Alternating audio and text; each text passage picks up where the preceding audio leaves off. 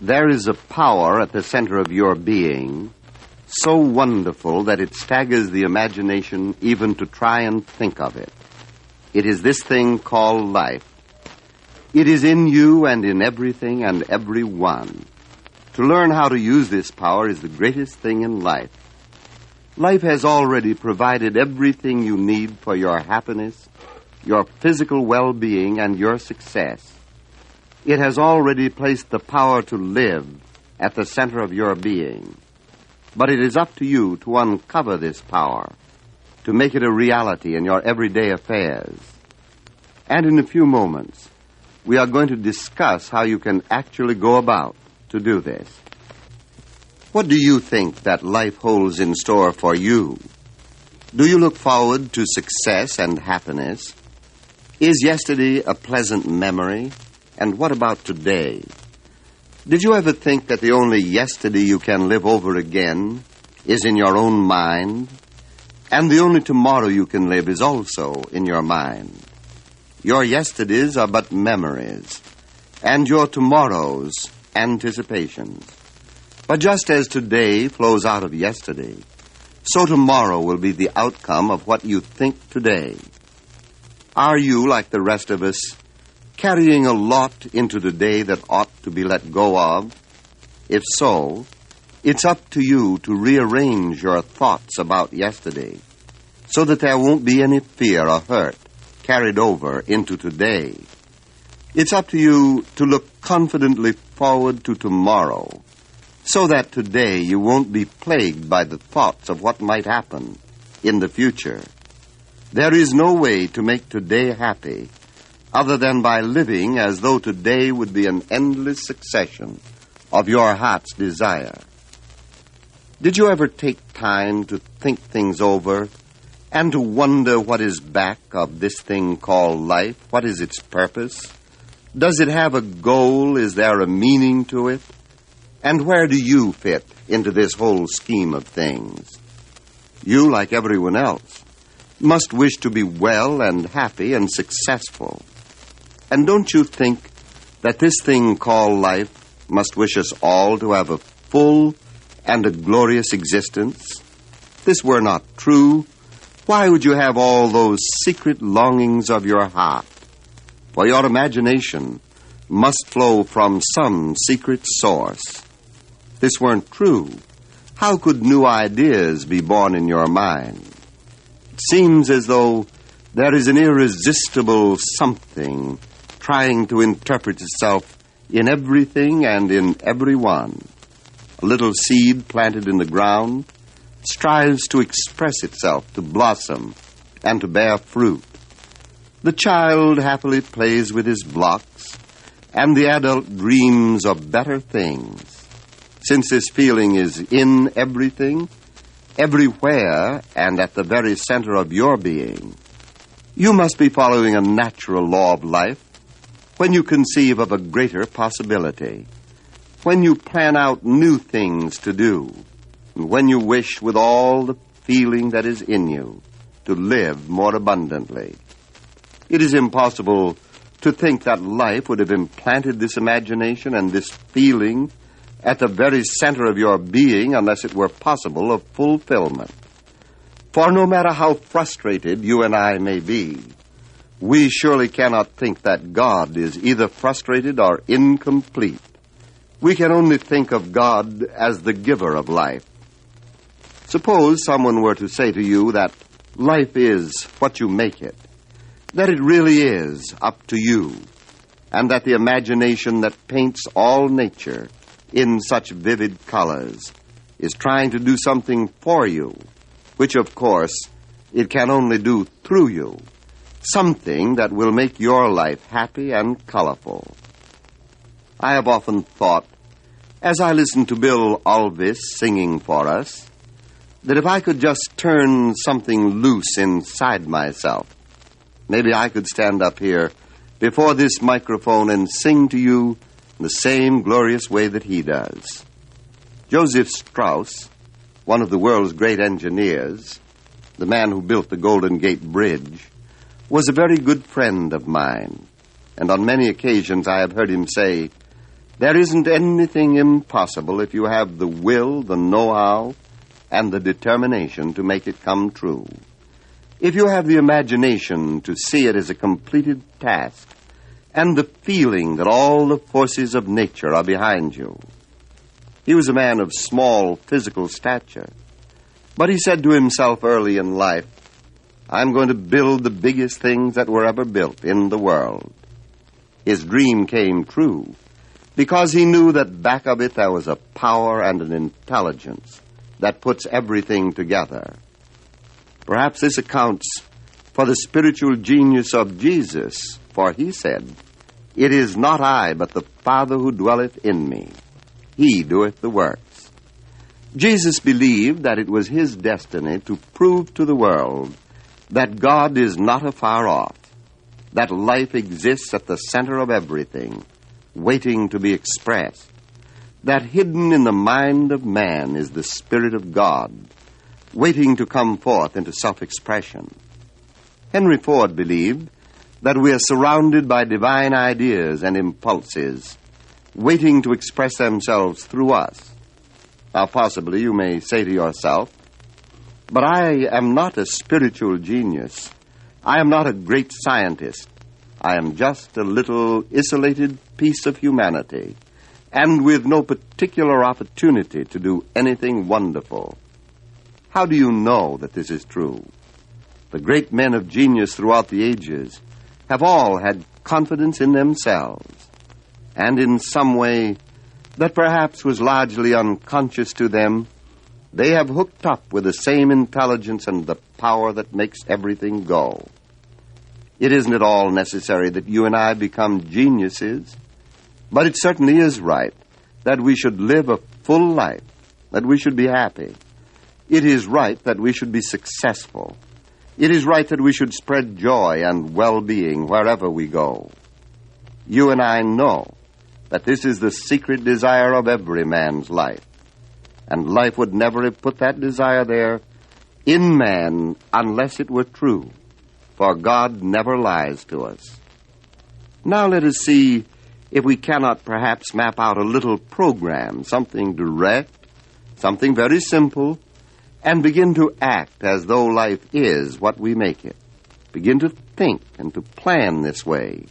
Begin to live and hope to this purpose. Where then and how ought we to begin? Well, if you are going to refurnish your house, perhaps you would start by going through each room and deciding just what pieces of furniture you want to take out and what you want to leave in. You would form a pattern of the way you wish your house to look after you get through it, and you would work toward this end. You would take out everything that is undesirable and replace it with something you wish to live with. And you would do this definitely and deliberately.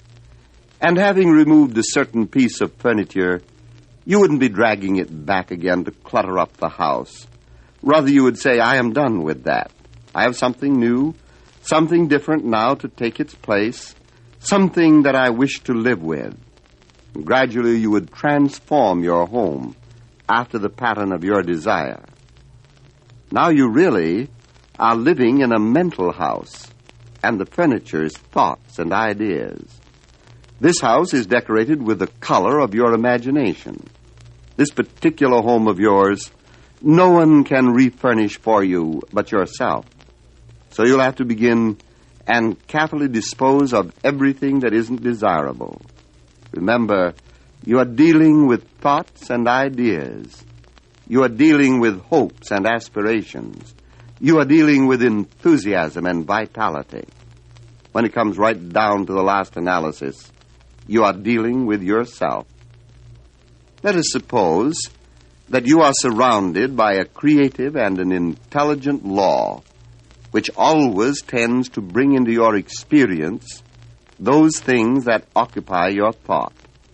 In other words, let's deliberately imagine that thoughts are things, and that the sum total of all your thinking decides what is going to happen to you. This is to be a new and a wonderful adventure in the art of living. It is going to call for faith, It is going to call for imagination and the will to believe. Would you be afraid to do this? Or do you think that the very idea is too good to be true? Do you want some authority that perhaps will help to convince you that the idea is not too good to be true? Well, there never was a great man who ever lived who didn't follow this rule, whether he knew it or not. And the greatest man who ever lived definitely said that it is your Father's good pleasure to give you the kingdom. But what God has given, you will have to take. And this taking is an act of faith. And I think it is an act of faith more through the imagination than it is through the will. Jesus never said anything about exercising willpower or concentration. What he said was that you have to feel, to imagine. You have actually to believe. And when you do, there is a power greater than you are that will respond to you as you believe. Did he not say, "It is done unto you as you believe"?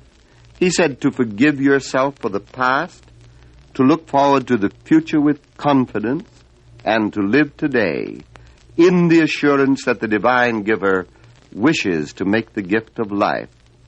Coué said that when the will and the imagination are in conflict, the imagination invariably wins. And in the science of mind, we are learning that we must mentally identify ourselves with our desires if we hope for their fulfillment. Go through your mental house, then, and see what thoughts you ought to remove. And don't be afraid to look at any unpleasant memories long enough to convince yourself that they need not be there. You can do this very easily if you try. And as you look at some unpleasant experience, just say to yourself, "It doesn't matter now. Perhaps after all I did the best I could, and if not, I'm going to learn to do better. I'm going to use that experience as a stepping stone to something bigger. I certainly don't intend to drag it around with me." You can let go of all the burdens of yesterday if you have the will to do so. And it's up to you. Now, after having carefully gone over all previous experiences and straightened them out in your own imagination, forgive yourself for all the mistakes you have ever made, and forgive everyone else. Be sure there isn't anything in your memory that hurts you, and nothing stored up there that resents anything. Just as you no longer hold anything against anyone or anything, so life will no longer hold anything against you. We all remember too much that isn't pleasant, but nothing is more certain that we can take out what we have put in, and all the power of the universe is with us. Having deliberately removed the obstructions of the past, it is up to you now to view the future in the light of a new hope, in the fire and the imagination of a new will, and in the quiet, positive determination of a greater faith. Now you are really ready to refurnish your house, carefully choosing the things you wish to live with. Yes, there is a comfortable couch over there by the window where the morning sun streams in. There is a chair there under the reading lamp. But be sure that you are not wasting your time reading about calamities or tragedies or sadness, for this isn't going to do anyone any good. This would convert the couch into a bed of pain and the chair into a torture chamber. Having deliberately removed the obstructions of the past, it is up to you to view the future in the light of a new hope, in the fire and imagination of a new will, and in the quiet, positive determination of a greater faith. Now you really are ready to refurnish your house, carefully choosing the things you intend to live with. The chair, the sunbeams, and the couch are all things of your own imagination. You see, this chair and this couch, and the morning sun streaming in, and the restful shade of the evening lamp are but symbols of your inward thoughts and feelings. You're embarking on a new life, You are entering a new country. You are following a faith within you, implanted there by this thing called life, and you cannot fail. Every night when you go to bed, say to yourself, today is done. Bless it and let it go. Say to yourself, I rest in peace and wake in joy and live in the expectation of happiness. And every morning, bless the day in which you live. Give it the best you have. Live it with enthusiasm and joy. Yes, today is God's day. Make God's day your day, that all the days to come shall be filled with light, and all your hopes and aspirations find fulfillment. Now Dr. Holmes brings you his meditation for today.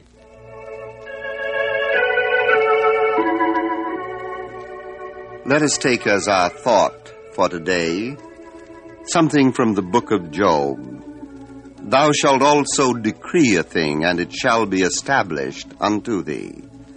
First, we must establish our minds in faith and confidence, for this is the meaning of affirmative prayer. And it is really affirming that all the divine promises are true. Thou shalt also decree a thing, and it shall be established unto thee. Let us then see if we cannot believe and accept these simple but glorious promises. Putting everything else out of our minds, let us think then together in quiet confidence. All that the Father hath is mine. I am now entering into the kingdom of God, the kingdom which love has prepared for me. And I am letting go of all the cares, all the fears of yesterday. I am looking forward to tomorrow in quiet confidence and with joyful expectation. And I am living today in the glorious fulfillment of the law of good.